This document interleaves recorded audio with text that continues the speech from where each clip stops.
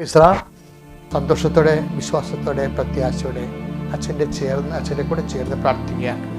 അമ്മേ, പരിശുദ്ധ അമ്മേ, അമ്മേ, പരിശുദ്ധ അമ്മേ, ദൈവമാതാവേ, ദൈവമാതാവേ, അങ്ങ് അങ്ങ് കൃപാസനത്തിൽ പ്രത്യക്ഷപ്പെട്ട് വരാൻ പോകുന്ന മഹാദുരന്തത്തിൽ നിന്ന് രക്ഷപ്പെടുവാനും എല്ലാവർക്കും വേണ്ടി പ്രാർത്ഥിക്കുവാനും കൃപാസനത്തിലൂടെ ഞങ്ങൾക്കും ഞങ്ങളുടെ ദേശത്തിനും അങ്ങ് മാധ്യസ്ഥം തേടി തന്ന എല്ലാ അനുഗ്രഹങ്ങൾക്കും കൃപകൾക്കും ഞങ്ങളിപ്പോൾ ഹൃദയം നിറഞ്ഞ നന്ദി പറയുന്നു. അമ്മേ, പരിശുദ്ധ അമ്മേ, ജപമാല മാതാവേ, സകല കൃപാസനം പ്രാർത്ഥനകളോടും ചേർത്ത് ഞങ്ങളിപ്പോൾ പ്രാർത്ഥിക്കുന്ന ഈ കുടുംബത്തിന്റെ പ്രത്യേക നിയോഗം. ഇവിടെ നമുക്ക് നിയോഗങ്ങൾ ഓർക്കാം. ഇന്ന് നമ്മൾ ചെയ്തു തീർക്കേണ്ട ജോലികൾ, ഇടപെടേണ്ട വ്യക്തികൾ, കയറിയിറങ്ങേണ്ട സ്ഥാപനങ്ങൾ, സഞ്ചരിക്കുന്ന വാഹനങ്ങൾ, തിരിച്ചു വരും വരെ ദൈവത്തിൻ്റെ വലിയ ചൈതന്യം മേഘസ്തംഭം പോലെ, രാത്രിത്തൂണ് പോലെ നമ്മുടെ ഇരുട്ടനുഭവങ്ങളിൽ ദൈവത്തിൻ്റെ വെളിച്ചമായി, നമ്മുടെ കൂടെ വരാവുന്ന വാഗ്ദാനത്തിലിരിക്കുന്ന ദൈവത്തിൻ്റെ സാന്നിധ്യം, പരിശുദ്ധ അമ്മയുടെ സഹവാസമായി ജനക്കൂടി അനുഭവിക്കുന്ന ഉടമ്പടിയുടെ വലിയ ആധ്യാത്മിക കാലഘട്ടത്തിലേക്ക് നിങ്ങൾ ക്ഷണിച്ച് നന്ദി പറഞ്ഞുകൊണ്ട് മൗനമായി പ്രാർത്ഥിക്കട്ടെ. വിഷയങ്ങൾ സമർപ്പിച്ച് പ്രാർത്ഥിക്കട്ടെ. ലൈറ്റക്കാൻ്റെ റിപ്പയർ റിക്വസ്റ്റ്, അതുപോലെ തന്നെ ഓൺലൈൻ ഉടമ്പടി, അതുപോലെ തീർത്ഥാടന ഉടമ്പടി എടുക്കാൻ പോകുന്നവരെ അവർ നിശ്ചയിച്ച് കൽപ്പിച്ചിരിക്കുന്ന, മനസ്സിൽ നിരീക്ഷിച്ചിരിക്കുന്ന നിയോഗങ്ങൾ എല്ലാം ഇപ്പോഴും സമർപ്പിക്കുക. എല്ലാ മേഖലകളെയും കർത്താവ് ആശീർവദിക്കുന്ന സമയമാണ് ഈ അതിപ്രഭാതത്തിലെ.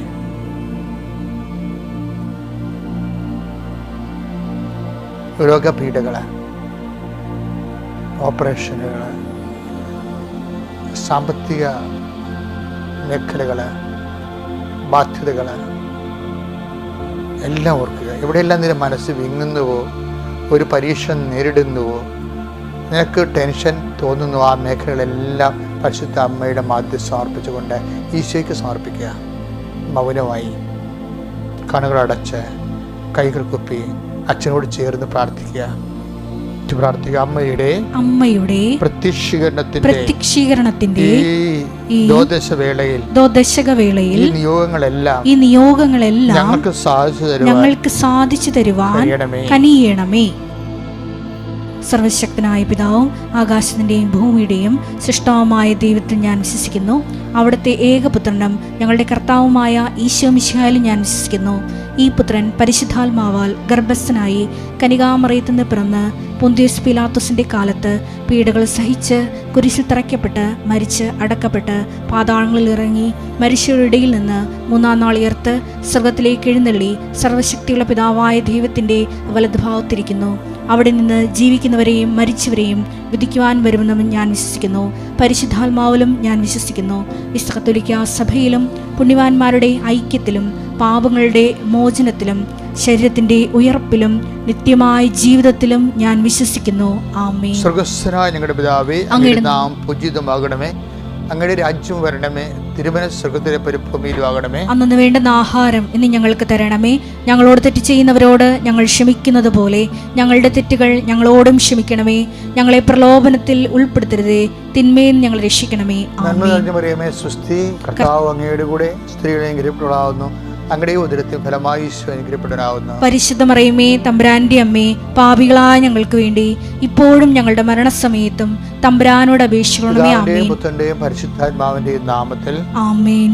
എൻ്റെ പ്രിയപ്പെട്ടവരെ, ഇന്നത്തെ എല്ലാ വിഷയങ്ങളും, നമ്മൾ കടന്നു പോകാൻ പോകുന്ന വഴികൾ, ഉപയോഗിക്കുന്ന വാഹനങ്ങൾ, ആശുപത്രി കേസുകൾ, അതുപോലെ തന്നെ പഠനത്തിൻ്റെ കാര്യങ്ങൾ, പരീക്ഷയുടെ യാത്രകൾ, ഇൻ്റർവ്യൂകൾ, ടെസ്റ്റുകൾ, ബാങ്കുകൾ, അതുപോലെ തന്നെ പലതരത്തിലുള്ള ഇടപാടുകൾ, എല്ലാ മേഖലകളെയും സമർപ്പിച്ചുകൊണ്ട് നമുക്ക് കൃപാസ്ഥാനത്താറെ ജീവനോടെ പ്രത്യക്ഷപ്പെട്ട പരിശുദ്ധ അമ്മയുടെ മാതൃ തേടിക്കൊണ്ട് ജനകൂടി അനുഗ്രഹം പ്രാപിക്കുന്ന ആധ്യാത്മികമായ മുന്നേറ്റ കാലത്ത് നമുക്ക് ഈ അമ്മയുടെ പ്രത്യക്ഷീകരണത്തിൻ്റെ സാക്ഷിയാകാൻ ദൈവം വിളിച്ച് നന്ദി പറഞ്ഞുകൊണ്ട് നിങ്ങൾ ഇടിമുഴക്കം പോലെ ശ്രദ്ധിക്കട്ടെ, ശക്തമായി ശ്രദ്ധിക്കട്ടെ. എല്ലാവരും എവിടെയെല്ലാം ആയിരിക്കുന്ന കർത്താവേ, നിന്റെ ഉന്നതമായ നാമത്തിന് സ്വസ്ഥം ചെയ്യുന്ന കർത്താവേ, കർത്താവേ നിന്റെ വിശുദ്ധ പൗരോഹിത്യത്തെ മഹത്വപ്പെടുത്തണമേ കർത്താവേ.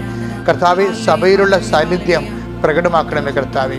38 വർഷം ഞാൻ അർപ്പിച്ച കൃപാനയുടെ യോഗ്യതയാൽ കൃപാസന അൾത്താരെ ജീവനോടെ പ്രത്യക്ഷപ്പെട്ട അമ്മയുടെ പ്രത്യക്ഷത്തിൻ്റെ 20ാമത്തെ വർഷത്തിൽ അന്ന് മുതൽ ഇന്ന് വരെ കൃപാസന അൾത്താരെ നടന്ന 10,000-കണക്കിന് ആരാധന ശക്തിയാൽ കർത്താവ് ഇന്നത്തെ ദിവസം ഈ കർത്താവെ കടന്നു പോകുന്ന എല്ലാ മക്കളെയും നീ ആശീർവദിക്കണമേ.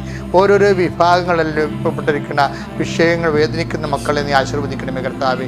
സങ്കടപ്പെടുന്ന കുടുംബങ്ങൾ കർത്താവെ, മുഖസാക്ഷിയായി കർത്താവ് ജീവിക്കുന്ന കുടുംബങ്ങൾ, നിശബ്ദമായ കുടുംബങ്ങളെ കർത്താവെ, ആരും പങ്കുവെക്കാനില്ലാത്തവർ, ആരോടും പറഞ്ഞാൽ മനസ്സാകാത്തവർ, അഥവാ പങ്കുവെച്ചു പോയാൽ അത് വലിയ പാരയാകാൻ സാധ്യതയുള്ള വിഷയങ്ങളിൽ എന്ത് ചെയ്യണം ആരോട് പറയുമെന്നറിയാതെ വിങ്ങിപ്പൊട്ടുന്ന ഹൃദയങ്ങളെ കർത്താവെ അങ്ങേക്ക് ഏൽപ്പിച്ചിരുന്ന അമ്മയെ, പരിശുദ്ധമ്മ ദേവമാതാവെ, എല്ലാ ഹൃദയങ്ങളും സ്പർശിക്കെടുത്താൽ ഞങ്ങളുടെ യാത്രകൾ കർത്താവെ നിങ്ങളുടെ വലത്തും ഇടത്തും വീട്ടിലും വഴിയിലും ജലത്തിലും കരയിലും മുകളിലും ഹൃദയത്തിലും കർത്താവിൻ്റെ ചൈതന്യം ഉണ്ടാകും. നിങ്ങൾ എവിടെയെല്ലാം പോകുന്നുവോ അവിടെയെല്ലാം അമ്മയുടെ മാതാവിൻ്റെ പ്രത്യേക സാന്നിധ്യമായി, സഞ്ചാരി മാതാവിൻ്റെ സമയത്തിൻ്റെ അധികാരിയുടെ പ്രത്യേക ശക്തിയും സാന്നിധ്യവും സാന്ത്വനവും എന്ന് കർത്താവ് അനുഭവിക്കിടയാക്കണം. കർത്താവ് രോഗികളായിട്ടുള്ളവരെ സ്പർശിക്കണം, രോഗങ്ങളുള്ളവരെ, രോഗത്തിൻ്റെ ഏത് ശരീരത്തിൽ ഏത് ഭാഗത്താണ് രോഗം അനുഭവിക്കുന്നത് ആ ഭാഗത്ത് ഇപ്പം കൈകൾ വെച്ചുകൊണ്ട് ദൈവനാമത്തെ സ്തുതിക്കട്ടെ.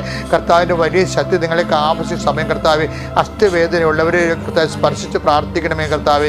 അതുപോലെ തന്നെ ശ്വാസകോശ രോഗികളെ, ഹൃദയ രോഗികൾ കർത്താവ്, ആശുപത്രിയിൽ കഴിയുന്നവർ, ആശുപത്രിയിലേക്ക് പോകുന്നവർ കർത്താവ്, ഗർഭിണികൾ കർത്താവ്, ഗർഭത്തിൽ കുഴപ്പങ്ങളുള്ളവർ കർത്താവ്, കുഞ്ഞിനും തള്ളയ്ക്കും കർത്താവ് ഉണ്ടാകാൻ തകരാറ് മൂലം മരുന്ന് കഴിക്കുന്നവർ കർത്താവ്, മക്കൾ ഇല്ലാത്തൊരു കർത്താവ്, വിവാഹം തകർന്നു പോയൊരു കർത്താവ്, വിവാഹത്തിൻ്റെ കോടതിയിലും കർത്താവിലേക്ക് വിഷയങ്ങൾ നീങ്ങിയിരിക്കുന്ന കർത്താവ്, എന്ത് ചെയ്യണമെന്ന് അറിയാൻ പാടില്ലാതെ കർത്താവ് വിഷമിച്ച് പ്രാർത്ഥിക്കാൻ പോലും പറ്റാതെ വെങ്ങിപ്പെട്ട് നിൽക്കുന്ന മക്കൾ, ജോലി ഇല്ലാത്തൊരു കർത്താവ്, സാമ്പത്തിക തകർച്ചയോടെ ജപ്തി നടപടി നേരിടുന്നവർ കർത്താവ്, അതുപോലെ തന്നെ ബാധ്യതകളുള്ള കർത്താവ്, ബാധ്യത പാലിക്കാനോ അതുപോലെ തന്നെ കർത്താവ് അതിനുള്ള മാർഗമില്ലാത്തവർ, ഇങ്ങനെ ജോലി സംബന്ധമായ വിഷയങ്ങൾ കൊണ്ട് പലതരത്തിൽ വേദനിക്കുന്ന ജോലി നഷ്ടപ്പെടാൻ പോകുന്നവർ കർത്താവ്, നാട്ടിലേക്ക് തിരിച്ചു വരാൻ പോകുന്നൊരു കർത്താവ്, അതുപോലെ തന്നെ വിസയുടെ പ്രശ്നങ്ങളുള്ളൊരു കർത്താവ്, അതുപോലെ തന്നെ വിസ ഇൻ്റർവ്യൂ ഉള്ളൊരു കർത്താവ്, എല്ലാ തരത്തിലുള്ള ഇൻ്റർവ്യൂകളെ കർത്താവിൻ്റെ ദൃശ്യം സ്വാഗതം പ്രാർത്ഥിക്കുന്നു. എൻ്റെ കർത്താവിൻ്റെ ഉന്നതമായ നാമത്തിൽ സഭയുടെ അധികാരത്തെ കുറിച്ചിൻ്റെ അടയാളത്തിൽ ദൈവശക്തിയാണ് മാരക രോഗങ്ങളും തീരാ തടസ്സങ്ങളും ജീവ ദുരിതങ്ങളും യേശു ക്രിസ്തു നാമത്തിൽ നീങ്ങിപ്പോകട്ടെ. ശ്രദ്ധിക്കട്ടെ.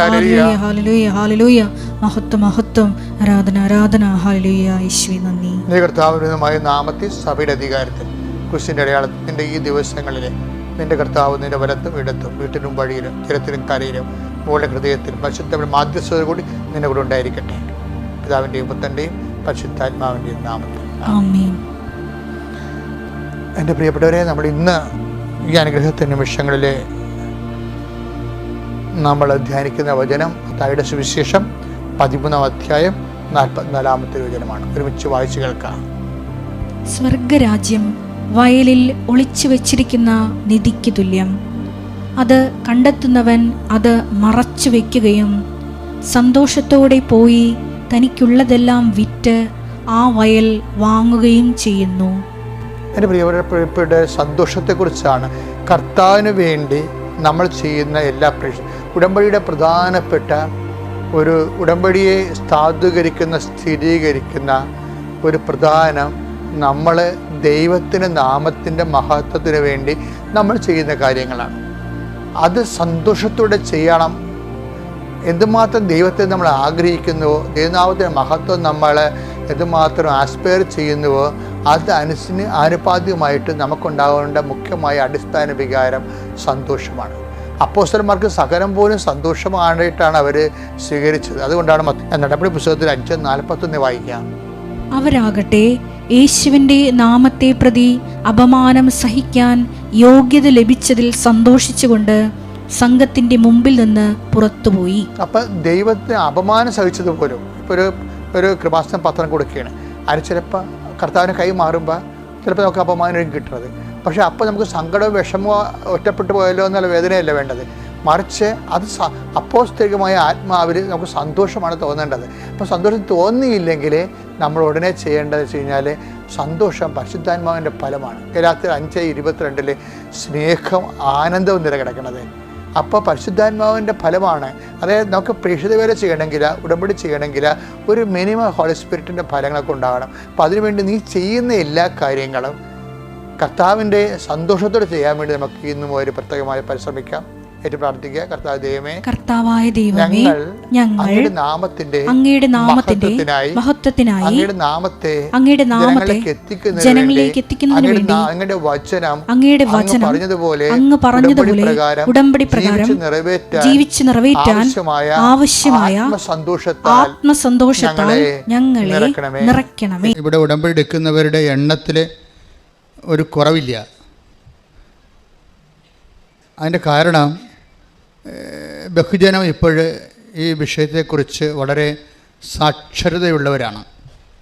ഇതിൻ്റെ ആദ്യകാലങ്ങളിലൊക്കെ ആൾക്കാർക്ക് ഇത് എന്താണെന്ന് അറിയാൻ പാടില്ലാതെ കുറച്ച് കൺഫ്യൂഷൻസൊക്കെ ഉണ്ടായിരുന്നു. കാര്യം ഇത് കോംപ്ലിക്കേറ്റഡ് ആണല്ലോ. ശരിക്കും പറഞ്ഞാൽ ആദ്യം വരുന്നവർക്ക് ഇതൊരു കോംപ്ലിക്കേറ്റഡ് ആണ്. ആ ഉടമ്പടി അതിൻ്റെ മർമ്മം മനസ്സിലാക്കി, അതിൻ്റെ കർമ്മങ്ങളും ക്രമങ്ങളും ഒക്കെ മനസ്സിലാക്കി ഷാർപ്പ് ഷൂട്ട് ചെയ്യണതിന് നല്ല ഒരു ബുദ്ധിയും അറിവും കൂടി വേണം. മറ്റ് പ്രാർത്ഥനാ രൂപങ്ങളെപ്പോലെ ഇത് പെട്ടെന്ന് വാഗുകൊണ്ട് എന്തെങ്കിലും മസ്ത്രക്കം പറഞ്ഞാൽ ആക്ടിവേറ്റ് ആകത്തില്ല. ഇത് ഹെവി ഡ്യൂട്ടി ചെയ്യുന്നത് കൊണ്ടാണ്. ഹെവി ഡ്യൂട്ടി എന്ന് വെച്ച് കഴിഞ്ഞാൽ ഇപ്പോൾ 0 മൈനസിലാണ് നമ്മുടെ ലൈഫ്. Nobody to help. നമ്മുടെ ലൈഫ് ഇങ്ങനെ ഒഴുക്കിൽ പെട്ടുപോവുകയാണ്. ഒരു സഹോദരി 10 കിലോമീറ്ററോളം കഴിഞ്ഞ ദിവസങ്ങളിൽ പുഴയിൽ ഒഴുകിപ്പോയില്ലേ. അവസാനം ഒരു പിടിവള്ളി കിട്ടി. അപ്പോൾ അവർക്ക് ബോധമുണ്ടായി. അവരവിടെ കിടന്ന് അലറി നാട്ടുകാർ കണ്ട് അവരെടുക്കുകയാണ് ചെയ്തത്. പക്ഷേ പിടിവള്ളി പോലും കിട്ടാതെ എത്രയോ പേര് കടലിലോട്ട് പോയിരിക്കണം ഒഴുകി. ഞാനൊക്കെ സെമിനാരി പഠിക്കുമ്പോൾ മങ്ങനപ്പുഴ സെമിനാരിയുടെ കുന്നിൻ്റെ അതുപോലെ തന്നെ കർമ്മലഗിരി കുന്നിൻ്റെ മുകളിലൊക്കെ നിൽക്കുമ്പോൾ ഈ ജൂൺ മാസത്തിൽ ശവങ്ങൾ ഒഴുകിപ്പോൾ ഞാൻ കണ്ടിട്ടുണ്ട്. കമന്ന് കിടപ്പ് വള്ളക്കാർ കടൽ പുഴയിൽ കൂടി ചരലെടുക്കാനോ മറ്റു കാര്യങ്ങൾക്ക് വേണ്ടി കുത്തിപ്പോകുന്നവർ ആരും ശവത്തെ തൊടത്തില്ല. അവർ കൂവും. അപ്പോൾ കൂവുമ്പോൾ പിന്നെ എല്ലാവരും കണ്ടവർ കൂവും. അങ്ങനെ ഈ വാർത്ത പുറത്ത് കേട്ടിട്ട് ശവമാണെന്ന് മനസ്സിലായിട്ട് ആൾക്കാർ പോലീസിനെ അറിയിക്കും. പോലീസിനെ അറിയിക്കുമ്പോൾ ഈ സംഭവം കൊടുങ്ങല്ലൂരേക്ക് പോയി കാണും, ഒഴുകി പോയി കാണും. അപ്പം അങ്ങനെ ജീവിതം ചില സമയത്ത് പെട്ടുപോകും. ആരും കാണാതെ ശവമായി ഒഴുകി കടലിലോട്ട് പോകുന്ന ഒരവസ്ഥ. ഇങ്ങനെ വരുന്ന ജീവിതത്തിൻ്റെ പിടിവള്ളി ദൈവമാണ്. ഉടമ്പടിയുടെ റോൾ അതാണ്.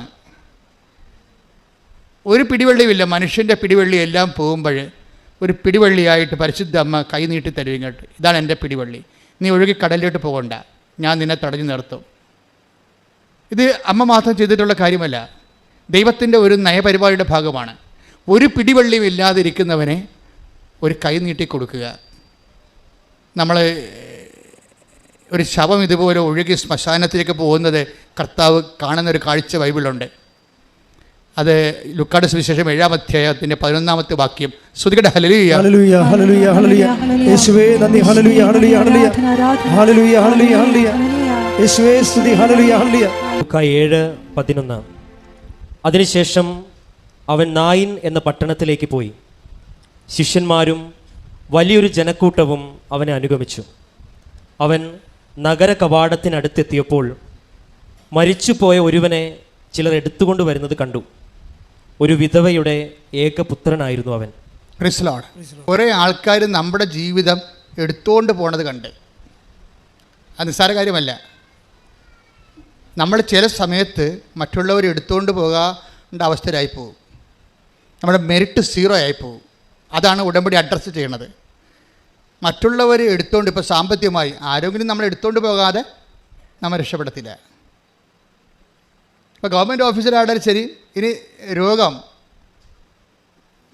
നമ്മൾ മരുന്ന് കഴിക്കുന്നു, മരുന്ന് കഴിച്ചിട്ടും ഡോക്ടറിൻ്റെ അടുത്ത് ചെല്ലുമ്പോൾ ഡോക്ടറിൻ്റെ നിങ്ങളുടെ രക്തമൊക്കെ ടെസ്റ്റ് ചെയ്ത് കഴിയുമ്പോഴും ആ നേരത്തെ ഉണ്ട രോഗത്തിൻ്റെ ലക്ഷണങ്ങൾക്കൊന്നും മാറ്റമില്ല, അത് അതുപോലെ ഇരിക്കുകയാണ്. അതുപോലെ ഇരിക്കുകയാണെങ്കിൽ ഡോക്ടർ 2 കാര്യം ചെയ്യും. ഒന്നെങ്കിൽ പറയും നിങ്ങളൊരു കൂടിയ ആശുപത്രിയിലോട്ട് പോകാൻ പറയും. ഇത് പറഞ്ഞില്ലെങ്കിൽ ഡോക്ടർ ഉടനെ പറയും ഇന്ന കാര്യങ്ങൾ നിങ്ങൾ ചെയ്തില്ല, നിങ്ങൾ ഡയറ്റ് കീപ്പ് ചെയ്തില്ല, അപ്പോൾ നമ്മൾ പ്രതിയാവും. ഡോക്ടറിനെ ചെയ്യാൻ പറ്റത്തുള്ളൂ. എന്തെങ്കിലും സംഭവിച്ചു കഴിഞ്ഞാൽ ഒന്നെങ്കിൽ നമ്മൾ പ്രതിയാകും, അല്ലെങ്കിൽ നമ്മൾ അവിടെ നിന്ന് വേറെ ആശുപത്രിക്ക് ഷിഫ്റ്റ് ചെയ്യേണ്ടി വരും. ഇനി ആശുപത്രിയോട് ഷിഫ്റ്റ് ചെയ്താലോ അവരും ചില സമയത്ത് നിസ്സഹായരായി നിൽക്കുന്ന കാണാം. അവിടെ കുഴപ്പം കൊണ്ടല്ല. ഇപ്പോൾ ഏഞ്ചലിൻ്റെ സാക്ഷ്യമൊക്കെ അതാണ് കാണിക്കുന്നത്. ഏഞ്ചൽ ചാലക്കുടിയിലെ ഒരു സാക്ഷ്യം ഇവിടെ കഴിഞ്ഞ ദിവസം പറഞ്ഞായിരുന്നു. അത് ഒരു വല്ലാത്ത സാക്ഷ്യമാണ്. കാര്യം വെച്ച് കഴിഞ്ഞാൽ ഏഞ്ചൽ ട്രെയിനിൽ സഞ്ചരിക്കുകയാണ്. പെട്ടെന്ന് ആ ട്രെയിനിലിരുന്ന് സ്വാഭാവികമായിട്ട് ഉറങ്ങിപ്പോയി. അപ്പോൾ സ്ഥലം കഴിഞ്ഞത് അറിഞ്ഞില്ല. സ്ഥലം കഴിയുകയും പിന്നെ ട്രെയിൻ പതുക്കെ അടുത്ത സ്ഥലത്തേക്ക് മൂവ് ചെയ്യുന്ന സമയത്ത് ഏഞ്ചൽ ഒരു കോൺഫിഡൻസിൽ ചാടിക്കഴിഞ്ഞപ്പോൾ കാല് ഉതച്ചുപോയി. പിന്നെ ആശുപത്രിയിൽ കൊണ്ട് ചെന്നപ്പോൾ ഡോക്ടർ പറഞ്ഞ് ഇത് മൊത്തം നുറുങ്ങിയിരിക്കണമെന്ന് പറഞ്ഞ്. എന്നിട്ട് ഒരു ഫസ്റ്റ് ആദ്യത്തെ ഘട്ട ചികിത്സയൊക്കെ കഴിഞ്ഞു. കാല് ഓക്കെ ആയെന്ന് ഡോക്ടർ പറഞ്ഞു. പക്ഷേ ഏഞ്ചലിന് നടക്കാൻ പറ്റണില്ല. അപ്പോൾ വൈദ്യശാസ്ത്രം അവിടെ വെച്ച് സ്റ്റോപ്പ് ചെയ്യാൻ. കാല് ഓക്കെയാണ്, അത് സ്കാൻ ചെയ്ത് നോക്കി, വേറെ പ്രശ്നങ്ങളൊന്നുമില്ല. അപ്പോൾ സുഖപ്പെട്ടു. പക്ഷേ വൈദ്യശാസ്ത്രം സുഖപ്പെട്ടെന്ന് പറഞ്ഞിട്ടും ഏഞ്ചലിന് നടക്കാൻ പറ്റണില്ല. പിന്നെ അവിടെ നടക്കാൻ പറ്റാത്ത അവസ്ഥയിൽ വേറെ ഒരു മേൽത്തരം ആശുപത്രിയിലോട്ട് പോകും. മേൽത്തരം ആശുപത്രിയിലോട്ട് പോകുമ്പോൾ കടോര വേദനയാണ്. ശരിക്കും നടക്കാൻ പറ്റാത്ത മാത്രമല്ല, ഉപ്പുകുറ്റിക്ക് നല്ല കടുത്ത വേദനയാണ്.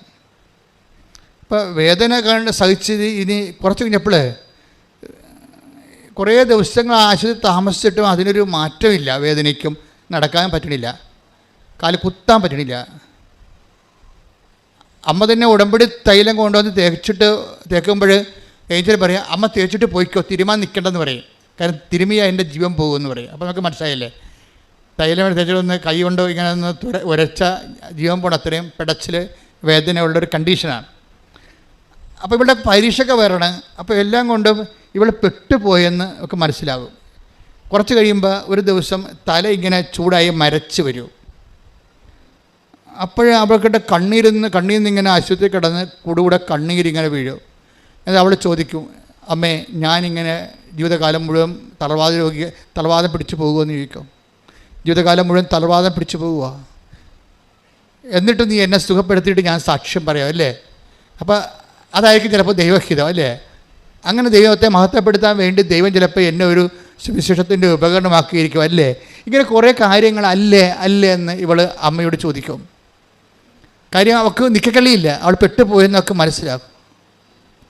അപ്പോൾ ഏഞ്ചലിൻ്റെ അമ്മ സാക്ഷ്യം കേൾപ്പിച്ച് കൊടുക്കും. നമുക്കറിയാലോ, ഇപ്പോൾ ആൾക്കാർ വചനം കേൾക്കുന്ന പോലെ തന്നെയാണ് വചനത്തിൻ്റെ വചനം ആക്ടിവേറ്റ് ആയിട്ടുള്ള, ഇപ്പം നമ്മൾ നെല്ലും ചോറും തമ്മിലുള്ള വ്യത്യാസമാണ് വചനവും സാക്ഷ്യവും തമ്മിലുള്ള വ്യത്യാസം. വചനം നെല്ലാണെങ്കിൽ അത് പുഴുങ്ങിക്കുത്തി ചോറായി എടുത്തതാണ് സാക്ഷ്യം. സാക്ഷ്യം പെട്ടെന്ന് മനസ്സിലാകും, വചനത്തേക്കാൾ പെട്ടെന്ന് സാക്ഷ്യം മനസ്സിലാകും. അത് സാക്ഷ്യം ഇന്ന് ഒത്തിരി ആൾക്കാർ സാക്ഷ്യം ഉപയോഗിക്കുന്നുണ്ട്. ഭക്ഷണം പോലെ, ആധ്യാത്മികവും ഭൗതികവുമായ ഭക്ഷണം പോലെയാണ് ആൾക്കാർ സാക്ഷ്യം ഉപയോഗിക്കുന്നത്. കാര്യം സാക്ഷ്യം വരുമ്പോഴേ നമ്മൾക്ക് സാക്ഷ്യം കേൾക്കുമ്പോൾ നമുക്ക് എന്നാ പറ്റണത്, നമ്മൾ വിശ്വാസത്തിൽ ഇങ്ങനെ രൂപപ്പെട്ട് വളർന്നുകൊണ്ടിരിക്കും. നമ്മളൊരു വിശ്വാസം ഇങ്ങനെ സാക്ഷ്യം കേൾക്കുന്നതനുസരിച്ചിട്ട് വിശ്വാസം ഇങ്ങനെ വളർന്നുകൊണ്ടിരിക്കും. അത് ഒരു ഘട്ടം കഴിഞ്ഞു കഴിഞ്ഞാൽ ആ വിശ്വാസം നമുക്ക് വലിയ ഫലം തരും. കാര്യം വിശ്വാസം നിസ്സാരമല്ല. എന്ന് വെച്ച് കഴിഞ്ഞാൽ ഇപ്പോൾ ഉദാഹരണത്തിന് നമ്മളിൽ വിശ്വാസം ജനിപ്പിക്കുകയാണ് ദൈവത്തിൻ്റെ ഉദ്ദേശമെന്ന് പൗലോസ് പറയുന്നുണ്ട്.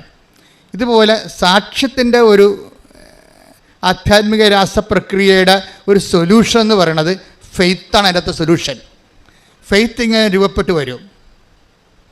ഫെയ്ത്ത് രൂപപ്പെട്ട് വന്നാൽ ഒരു വിഷയം, ഒരു സബ്ജക്റ്റ്, അത് കടുത്ത സബ്ജക്റ്റ് ആണെങ്കിൽ അതിനെ അതിജീവിക്കേണ്ട ഒരു വിശ്വാസം വേണ്ടി വരും നമുക്ക്. അതുകൊണ്ടാണ് ഈ സാക്ഷ്യം നമ്മൾ കേൾക്കുന്നത്. ഇപ്പോൾ തന്നെ ഉദാഹരണത്തിന് ഇപ്പോൾ നമ്മളുടെ യോഹന്നാൻ്റെ സുവിശേഷമില്ലേ 5:6 ഒരു തലവാദ രോഗി കിടക്കണില്ലേ, ആ ഭാഗത്ത് വായിച്ചേ, ശ്രുതിക്കട്ടെ ഹല്ലേലൂയ. യോഹന്നാൻ 5-6 മുതലുള്ള തിരുവചനങ്ങൾ. അവൻ അവിടെ കിടക്കുന്നത് യേശു കണ്ടു. അവൻ വളരെ നാളായി കിടപ്പിലാണെന്നറിഞ്ഞ് അവൻ വളരെ നാളായി പറഞ്ഞേ അവൻ വളരെ നാളായി കിടപ്പിലാണെന്നറിഞ്ഞ് യേശു ചോദിച്ചു, സുഖം പ്രാപിക്കാൻ നിനക്ക് ആഗ്രഹമുണ്ടോ? അവിടുത്തെ ഒരു വിഷയം എന്ന് പറയുന്നത്, ദൈവം നമ്മളുടെയൊക്കെ ഒന്ന് ചോദിക്കണ ഒറ്റ കാര്യം മാത്രമേ ഉള്ളൂ. എന്താണ് ചോദിക്കണത്? ആഗ്രഹം മാത്രമേ ചോദിക്കത്തുള്ളൂ. കാര്യം തളർന്നു കിടന്ന മകനെ വേറെ എന്ത് ചോദിച്ചാലും കാര്യമില്ല, ആഗ്രഹം മാത്രം മതി. അവിടെ ഇപ്പം തളർന്നു കിടക്കല്ലേ അയാളുടെ വേറെ ഒന്നും ചോദിച്ചിട്ട് കാര്യമില്ല. മറിച്ച് എന്താ ചോദിച്ചത്? അപ്പോൾ ദൈവം നമ്മുടെയൊക്കെ ആവശ്യപ്പെടുന്നൊരു സംഭവം നമ്മളുടെ സിറ്റുവേഷൻ അനുസരിച്ചുള്ള ഡിമാൻഡ്സേ ഉള്ളൂ. അയാൾ അവിടെ കിടക്കുന്നത് വളരെ നാളായിട്ട് അവിടെ കിടക്കുന്നത് ഈശോ കണ്ടു. അപ്പോൾ ഈശോ കണ്ട വിഷയം എന്താണ്? നമ്മളുടെ ഈ വിഷയം ഭയങ്കര ഏജ് ഓൾഡായിട്ടുള്ള വിഷയമാണെന്നാണ് കണ്ടത്. അപ്പോൾ ദൈവം റെഫർ ചെയ്യുന്ന സബ്ജക്റ്റ് വൈസ് അത് കുറച്ച് സീനിയറായിട്ടുള്ള, കുറച്ച് ഏജ് ഓൾഡായിട്ടുള്ള വിഷയമാണ്. അപ്പോൾ ഇപ്പം ചിലർ പറയും, ഞാൻ എന്തുമാത്രം പ്രാർത്ഥിച്ചു, എവിടെയെല്ലാം പോയി, ഏതെല്ലാം ദൈവങ്ങളെ വിളിച്ചു, എന്നിട്ട് ഞാനിപ്പോൾ വിളിയെല്ലാം നിർത്തിയെന്ന് പറയല്ലേ. വിഡ്ഢി, നീ അങ്ങനെ പറയരുത്. കാരണം നീയാണ് പറയണത് എവിടെയെല്ലാം പോയി. നീ പോയി കാണുമായിരിക്കും, പക്ഷേ വിളിക്കേണ്ട പോലെ നീ വിളിച്ചിട്ടില്ല, വിശ്വസിക്കേണ്ട പോലെ നീ വിശ്വസിച്ചിട്ടില്ല. കർത്താവ് എന്താ ചോദിച്ചത്? സുഖം പ്രാപിക്കാൻ നീ ആഗ്രഹിക്കുന്നുവോ? അപ്പോൾ കർത്താവ് അയാൾ പറയും, ആഗ്രഹിച്ചിട്ട് എന്ത് കാര്യം, ആരുമില്ല സഹായിക്കാനെന്ന് പറയും. അത് ഭയങ്കര ഒരു ഹാർട്ട് ഫെൽറ്റായിട്ടുള്ള സംഭവമാണ്. എനിക്ക് ആഗ്രഹമുണ്ടേ, രക്ഷപ്പെടണമെന്ന് ആഗ്രഹമുണ്ടേ, ഗതി പിടിക്കണമെന്ന് ആഗ്രഹമുണ്ട്. ഞാൻ ആഗ്രഹിച്ചിട്ട് എന്താ കാര്യം? Nobody to help me. ആരും എന്നെ സഹായിക്കാനില്ല. അതായത് നമ്മുടെ അവസ്ഥ തന്നെയല്ലേ, ജനലക്ഷങ്ങളുടെ അവസ്ഥ തന്നെയല്ലേ. ജനലക്ഷങ്ങളുടെ അവസ്ഥ ഇത് തന്നെ ആയിരിക്കും എന്ന് യേശു അറിയാമല്ലോ. ആ ജനലക്ഷങ്ങളുടെ അവസ്ഥ ഇതാണെങ്കിൽ ആ അവസ്ഥകളെ അഡ്രസ്സ് ചെയ്യാൻ വേണ്ടി ഈ തലവാദ രോഗിയെ ഈശോ ഒരു നിമിത്തമാക്കുകയാണ്. കൈയടിച്ച്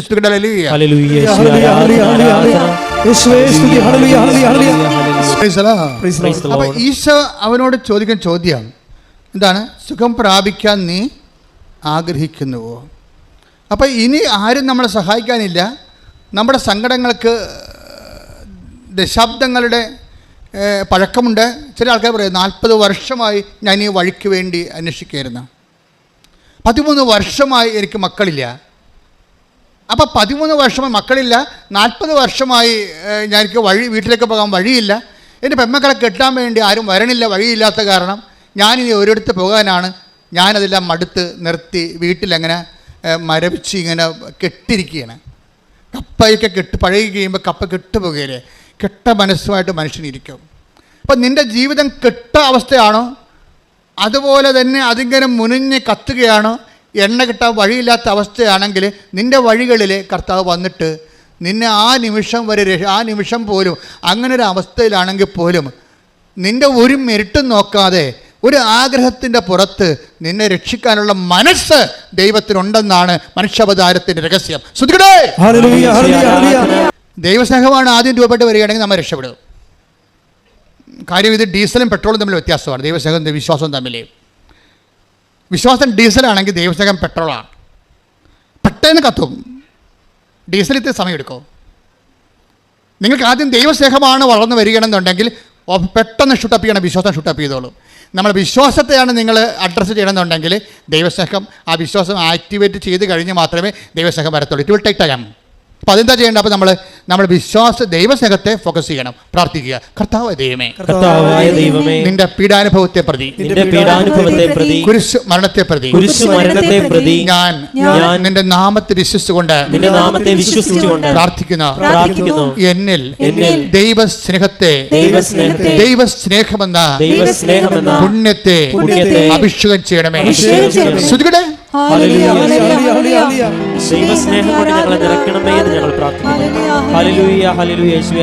ഈശോയുടെ പ്രസന്റേഷൻ ഭയങ്കര അഭിഷേകം നിറഞ്ഞ കാര്യത്തിൽ. ഈ മനുഷ്യൻ 38 വർഷമായി തറവാ രോഗിയായിട്ട് കിടപ്പിലാണ്.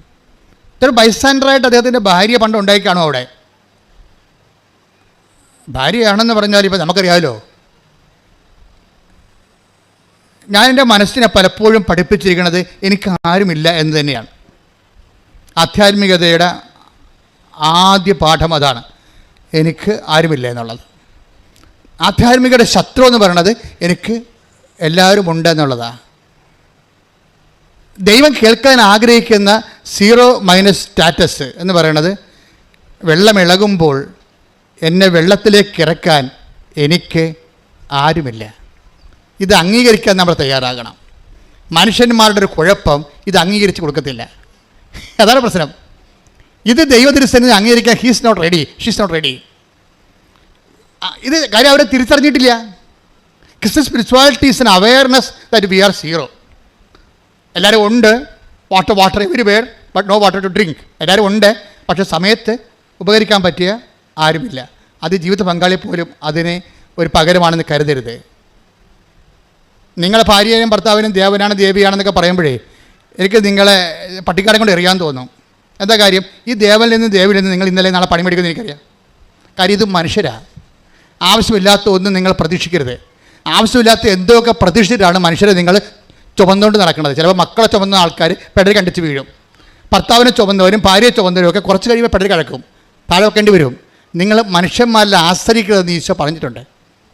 പ്രഭുക്കന്മാരിൽ ആശ്രയിക്കരുത്, രക്ഷ നൽകാൻ കഴിയാത്ത മനുഷ്യരിൽ അഭയം പ്രാപിക്കരുത്. ശ്രദ്ധിക്കട്ടെ. ഹല്ലേലൂയ, ഹല്ലേലൂയ, ഹല്ലേലൂയ, ഹല്ലേലൂയ, ഹല്ലേലൂയ. യേശുവേ നന്ദി. ഹല്ലേലൂയ, ഹല്ലേലൂയ, ഹല്ലേലൂയ, ഹല്ലേലൂയ, ഹല്ലേലൂയ. ഞാൻ ഈ പറഞ്ഞത് കേട്ടിട്ട് നിങ്ങൾ തെറ്റിദ്ധരിക്കരുത്. എന്താ പ്രശ്നം എന്ന് വെച്ച് കഴിഞ്ഞാൽ നിങ്ങൾ ഓർക്കും അച്ഛൻ പറഞ്ഞിട്ടുണ്ട് ആരെയും ആശ്രയിക്കരുത്. അങ്ങനെയല്ല ഞാൻ പറഞ്ഞത്. ഞാൻ പറഞ്ഞത് ദൈവത്തിൻ്റെ ആ സ്പേസിൽ ഒരു നിഴൽ പോലും വീഴാതിരിക്കാൻ ശ്രദ്ധിക്കണം മറ്റുള്ളവരുടെ. നിങ്ങൾക്ക് പലർക്കും വന്നിരിക്കുന്നത് ദൈവത്തിൻ്റെ സ്പേസിലാണ് നിങ്ങൾ സ്നേഹിക്കുന്ന ആൾക്കാർ പലരും ഇരിക്കുന്നത്. ഇത് വലിയൊരു കഷ്ടപ്പെട്ട പരിപാടിയാണ്. കാര്യം എന്താ പ്രശ്നം വെച്ചാൽ, ഇപ്പോൾ നിങ്ങളുടെ ഭർത്താവിന് പനി വന്ന്, അപ്പം നിങ്ങൾ ഞായറാഴ്ച കുർബാനയ്ക്ക് പോകുകയില്ലേ? തള്ളക്ക് പണ്ട് കുർബാനയ്ക്ക് പോകാൻ ബുദ്ധിമുട്ടുള്ള ആളാണ്. ഇപ്പം അതും പറഞ്ഞ് ഭർത്താവിൻ്റെ പനിയും പറഞ്ഞ് വീട്ടിൽ നിൽക്കുകയാണ്. എന്താണ് അയാൾ അവിടെ കിടന്ന് ചോദിക്കുന്നത്? നിനക്ക് ഞാനാണോ വരുന്നത് കുർബാനയാണോ വരുന്നത് ചോദിക്കും. ചോദിക്കുമ്പോൾ നമുക്ക് തോന്നും ഇട്ടച്ചും പോയാൽ പിന്നെ തിരിച്ചു വരുമ്പോൾ ഈ മനുഷ്യൻ വീട്ടിൽ കയറ്റിൽ എന്ത് ചെയ്യും എന്ന് വെച്ചുകൊണ്ട് നമ്മൾ ദൈവത്തിനെ മറന്നിട്ട് ഇയാളുടെ കൂടെ നിൽക്കും. നിൻ്റെ കാര്യത്തെ അപ്പം തീരുമാനമായി.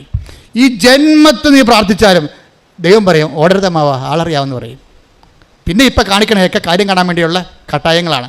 ഇതൊന്നും സത്യസന്ധമായ ദൈവത്തിൽ വിശ്വാസമല്ല. അതുകൊണ്ടാണ് ഞാൻ പറഞ്ഞത് ഇങ്ങനെ ഒരു അവസ്ഥ വരാതിരിക്കാൻ. ഇതുകൊണ്ടാണ് ഈശോ പറഞ്ഞത് പ്രലോഭനങ്ങളാണിത്, അത് ഉൾപ്പെടുത്താതിരിക്കാൻ പ്രാർത്ഥിക്കണം. കാര്യം നീ ദൈവത്തെ തക്ക സമയത്ത് കൈവിട്ട് കളയുന്ന ആളാണെന്ന് തോന്നിയാൽ ദൈവം എന്ത് ചെയ്തറിയാവോ? ഈ സിറ്റുവേഷൻസ് ക്രിയേറ്റ് ചെയ്ത് തരും. കാരണം എന്താണ്? നിന്നെ കറക്റ്റായിട്ട് ബ്രാൻഡ് ചെയ്യാൻ വേണ്ടിയാണ്. നീ നാളെ യാതൊരുവിധ ക്ലെയിമും പറഞ്ഞുകൊണ്ട് വരരുത്.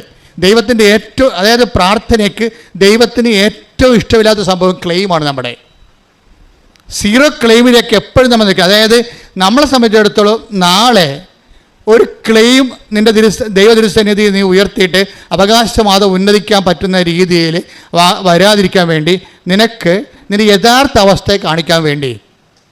അതുകൊണ്ടാണ് ഈ പ്രണയക്കണികളിലൊക്കെ പഠിക്കുന്ന ആൾക്കാർക്ക് എന്താ പ്രശ്നം വെച്ച് കഴിഞ്ഞാൽ, ഈ പ്രണയക്കണികൾ ഉള്ള ആൾക്കാർ വാട്സപ്പിലാണെങ്കിൽ അവനെ വിളിച്ചു കഴിഞ്ഞാൽ അവൻ പറയുന്ന സ്ഥലത്ത് നിങ്ങൾ എത്തണം. അതായത് നിങ്ങളെ അല്ലെങ്കിൽ അവൾ പറയുന്ന സ്ഥലത്ത് നിങ്ങൾ എത്തണം. ഈ പ്രണയക്കണിയെ വീഴുന്ന മുമ്പ് നിങ്ങൾ സ്വതന്ത്രമായിരുന്നു. ഇപ്പോൾ എന്നാ പറ്റും? അവൻ നിങ്ങളുടെ വാട്സാപ്പിൽ രണ്ട് ടിക്കോ മുന്നിൽ നോക്കിക്കൊണ്ടിരിക്കുകയാണ്. അല്ലെങ്കിൽ അവൾ നിങ്ങൾ കണ്ടെന്ന് ഉറപ്പ് വരുത്തി കഴിഞ്ഞാൽ പിന്നെ നീ പറയണത് അല്ലെങ്കിൽ അവൻ പറയണത് നീ കേട്ടോ ഇല്ലയോ എന്ന് ഉറപ്പ് വരുത്തും. അത് കുർബാനയാണെങ്കിൽ ശരി, ഇറങ്ങി വരാൻ പറഞ്ഞാൽ നീ ഇറങ്ങി ചെല്ലേണ്ടി വരും. കാര്യം നീ അങ്ങനെ ഇറങ്ങി ചെല്ലണ വാലാട്ടി പട്ടിയാണെന്ന് ദൈവത്തിന് അറിയാം. അതുകൊണ്ടാണ് നീ പ്രണയക്കണി പെട്ടിരിക്കുന്നത്. അത് മറ്റൊരു പ്രലോഭനമാണ്. നീ ആരാണെന്ന് അറിയാൻ വേണ്ടി ദൈവം ചെയ്തിരിക്കുന്ന ഒരു സംവിധാനമായിട്ട് ചില സമയത്ത് വരും, ചില പിശാചായിട്ടും വരും. ഇത് പ്രലോഭനമെന്ന് പറയുന്നത് ഭയങ്കര സീരിയസ് വിഷയമാണ്. ഒന്നാമത്തെ നമ്മളിത് അറിയത്തില്ല എന്നുള്ളതാണ് ഏറ്റവും രസം. നമ്മൾ ഇത് അറിയത്തില്ല എപ്രകാരം നമ്മുടെ ക്ലെയിം ഷോർട്ട് ചെയ്ത് അത് സീറോ മൈനസ് ആക്കി കളയാൻ വേണ്ടി, ക്ലെയിം ഉണ്ടാകാതിരിക്കാൻ വേണ്ടിയാണ് ദൈവതിരുസന്നിധിയിൽ ക്ലെയിം ഉണ്ടാകാതിരിക്കാൻ വേണ്ടി നമുക്കൊരു സിറ്റുവേഷൻ തരും പ്രലോഭനത്തിൻ്റെ.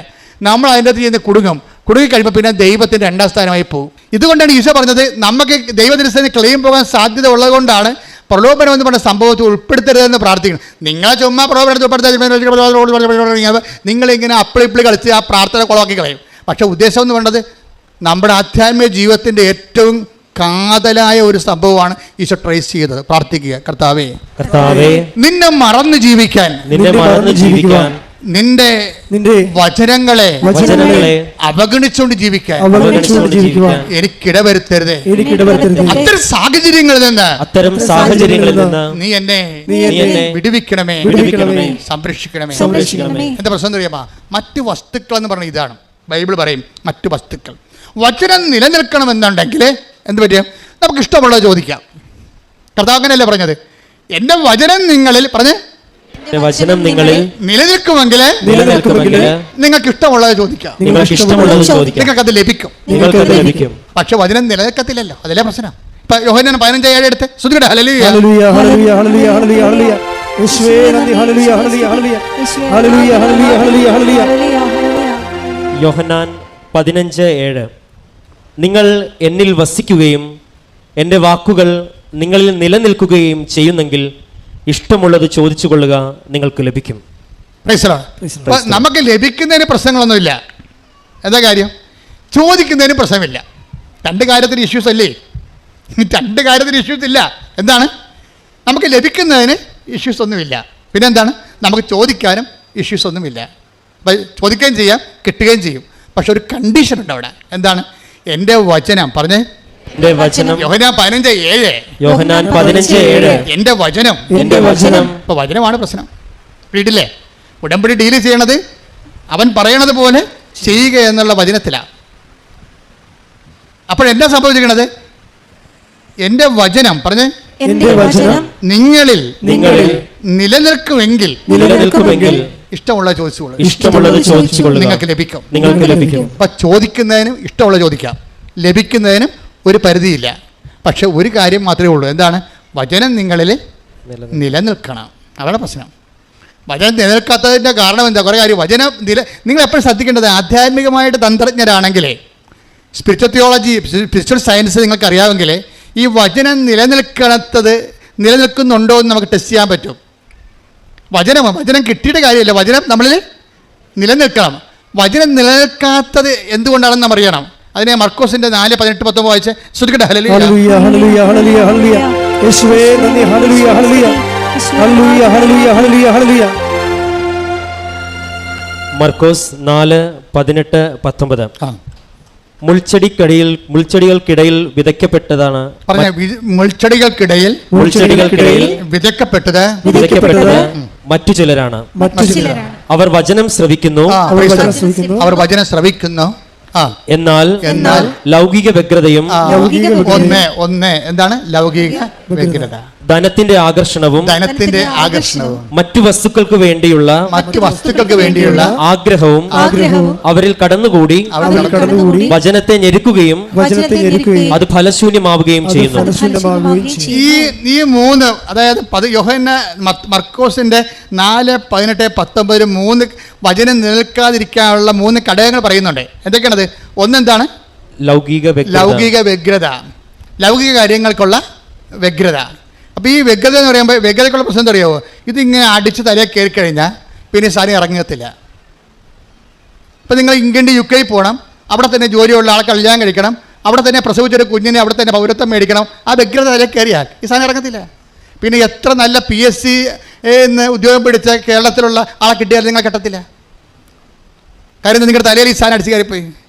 ഇതാണ് ലൗകിക വ്യഗ്രത എന്ന് പറയുന്നത്. ഇപ്പം നിങ്ങൾ എന്താ വിചാരിക്കണം? UK പോകണം, അതിന് അവിടെ നിന്ന് തന്നെ 2 കൊല്ലം കഴിയുമ്പോൾ അവിടെ നിന്ന് തന്നെ കല്യാണം കഴിക്കണം, അവിടെ തന്നെ ജോലിയുള്ള കല്യാണം കഴിക്കണം, അവിടെ തന്നെ പ്രസവിക്കണം, കുഞ്ഞിന് അവിടെ തന്നെ പൗരത്വം മേടിക്കണം. അപ്പോൾ ഇത്രയും നിങ്ങൾ ചിന്തിച്ച് വെച്ച് കഴിഞ്ഞാൽ പിന്നെ ഇവിടെ ദൈവഹിതത്തിന് യാതൊരുവിധ പ്രസക്തിയുമില്ല. പിന്നെ നിങ്ങൾ ദൈവത്തെ യേശുക്രിസ്തു ക്രൂശിക്കപ്പെട്ടത് ഉയർത്തുന്നതും നിന്നെ UK വിട്ട് പ്രസവിപ്പിക്കാൻ വേണ്ടിയാണെന്ന് തോന്നിപ്പോകും. പിടിയിട്ടില്ലേ സംഗതി? പണി പാളിച്ചേ. ഓരോ ആൾക്കാരും ദൈവത്തിലേക്ക് വരുമ്പോൾ you come with a free hand.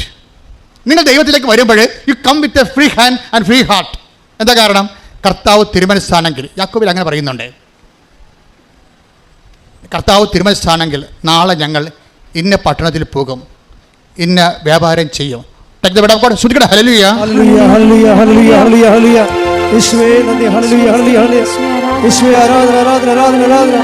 Hallelujah hallelujah. യാക്കോബ് 4:15 യാക്കോബ് 4:15 നിങ്ങൾ ഇങ്ങനെയാണ് പറയേണ്ടത്. പറഞ്ഞ നിങ്ങൾ ഇങ്ങനെയാണ് പറയേണ്ടത്. നിങ്ങൾ ഇങ്ങനെയാണ് പറയേണ്ടത്. കർത്താവ് മനസ്സാകുന്നെങ്കിൽ ഞങ്ങൾ ജീവിക്കുകയും യഥായുക്തം പ്രവർത്തിക്കുകയും ചെയ്യും.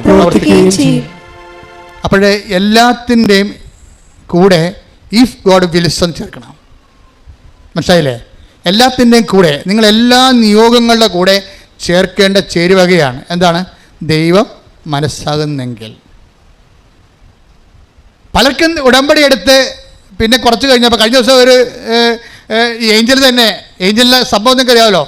ഏഞ്ചൽ ഈ സാക്ഷ്യം കേട്ടുകൊണ്ട് കിടക്കുകയായിരുന്നു. വേദന അവളെ കുത്തി വേദനിപ്പിച്ച് കിളച്ച് മറച്ചുകൊണ്ടിരിക്കുകയാണ്.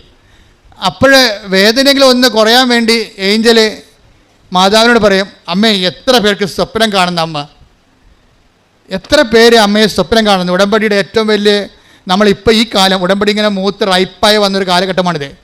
അപ്പോഴേ അമ്മ നേരിട്ട് വരികയും സംസാരിക്കുകയും സ്വപ്നം കാണുകയും വഴി പറഞ്ഞു കൊടുക്കുകയും ഒക്കെ ചെയ്യുന്നുണ്ട്. ഇങ്ങനെ ഒരു പ്രാർത്ഥനാ രൂപത്തിൽ ഇന്ന് വരെ ഞാൻ കേട്ടിട്ടില്ല. നിങ്ങൾ കേട്ടോണ്ടെന്ന് എനിക്ക് അറിയത്തില്ല. അതായത് ആദ്യമായിട്ടാണ് ഇങ്ങനെയൊക്കെ കേൾക്കണത്. അപ്പോൾ ഏഞ്ചൽ അമ്മയോട് പറയും, അമ്മേ എനിക്ക് ആരുമില്ല, എൻ്റെ അവസ്ഥ കണ്ടില്ലേ, ഞാൻ ജീവിക്കുമോ, എനിക്ക് പരീക്ഷ എഴുതി, എനിക്കൊരു ജീവിതം ഉണ്ടോ എന്നൊക്കെ അമ്മയോട് കിടന്ന് കരഞ്ഞുകൊണ്ട് ചോദിക്കും. അപ്പോൾ എത്ര പേർക്ക് അമ്മ സ്വപ്നത്തിൽ രക്ഷപ്പെടാമെന്ന്. എനിക്കൊരു അടയാളം തരാൻ പറയും, എനിക്ക് ജീവിക്കണ്ടേ, ജീവിക്കും. കാര്യം എൻ്റെ കാലം അനങ്ങുന്നില്ല, ശരീരം മരവിച്ചു എന്നു. അന്ന് രാത്രിയാകുമ്പോൾ ഒരു 3 മണിയാകും. 3 മണിയാകുമ്പോൾ സമയഘടികാരം നെഞ്ചിൽ ചാർത്തി ഒരു സ്ത്രീ വരും. എന്നിട്ട് ഇവളുടെ കയ്യെ കയറി പിടിക്കും, എഴുന്നേക്കാൻ പറയും. എഴുന്നേക്കാൻ പറയുമ്പോൾ അവൾ പറയും, എനിക്ക് എഴുന്നേക്കാൻ പാടില്ലെന്ന് പറയും. എനിക്ക് എഴുന്നേക്കാൻ പാടില്ല, പറ്റത്തില്ല, ഭയങ്കര വേദനയാണ്. ഉടനെ ഞാനല്ലേ പറയണത്, മറ്റുള്ളവരുടെ മുമ്പിൽ, യുവാക്കന്മാരുടെ മുമ്പിൽ, യുവതികളുടെ മുമ്പിൽ നിന്നെ ഞാൻ സാക്ഷിയാക്കും, നീ എഴുന്നേക്കാൻ പറയും. ഉടനെ ഇവൾ എഴുന്നേക്കും. എഴുന്നേറ്റ് നടക്കാൻ തുടങ്ങും. എത്രയോ ദിവസങ്ങളായ പാവം എഴുന്നേറ്റിട്ട്. അവളിങ്ങനെ എഴുന്നേറ്റ് രാത്രി ഇങ്ങനെ പയ്യെ ഇങ്ങനെ അവൾ പറയുന്നുണ്ട് അതിനകത്ത്, അതായത് ഞാനിങ്ങനെ സോഡിയം കുറഞ്ഞു പോയ ആൾക്കാരെ പോലെ ഇങ്ങനെ പാറ്റി പോകണപ്പോൾ എൻ്റെ അമ്മ താഴെ കിടന്ന് ഉറങ്ങിയിരുന്നു. എൻ്റെ അമ്മ ചാടി എഴുന്നിട്ട് എൻ്റെ വേറെ ഏഞ്ചൽ എവിടെ പോണ് എന്ന് പറഞ്ഞുകൊണ്ട് കയറി കയ്യെ പിടിക്കും. അപ്പോൾ ഏഞ്ചൽ പറയും, അമ്മ എൻ്റെ കയ്യെ പിടിച്ചിരിക്കുന്ന പരിശുദ്ധ അമ്മയാണ്, എന്നോട് നടക്കാൻ വേണ്ടിയിട്ട് അമ്മ എൻ്റെ കൂടെ നടക്കുകയാണ്. ഉടനെ പറയും, എൻ്റെ പെറ്റമ്മയും പരിശുദ്ധ അമ്മയും എൻ്റെ ഇടവും വലവും പിടിച്ചുകൊണ്ട് എന്നെ ആശുപത്രിയിൽ നടത്തി തിരിച്ചു കൊണ്ടുവന്ന് കിടത്തി. പിറ്റേ ദിവസം ഞാൻ ഡോക്ടറോട് പറഞ്ഞു, ഞാൻ പോകുന്നു, ഞാൻ സുഖപ്പെട്ടു. രാത്രി ഞാൻ എല്ലാവരെയും വിളിച്ച് പറഞ്ഞു, അമ്മ വന്നിട്ടുണ്ടായിരുന്നു, എന്നെ കണ്ടു, എന്നെ കൈപിടിച്ചു, എന്നെ കൈപിടിച്ച് നടത്തിയെന്ന്. ശ്രുതിയുടെ ഹല്ലേലൂയ, ഹല്ലേലൂയ, ഹല്ലേലൂയ, ഹല്ലേലൂയ, യേശുവേ, ഹല്ലേലൂയ, ഹല്ലേലൂയ, ഹല്ലേലൂയ, ഹല്ലേലൂയ.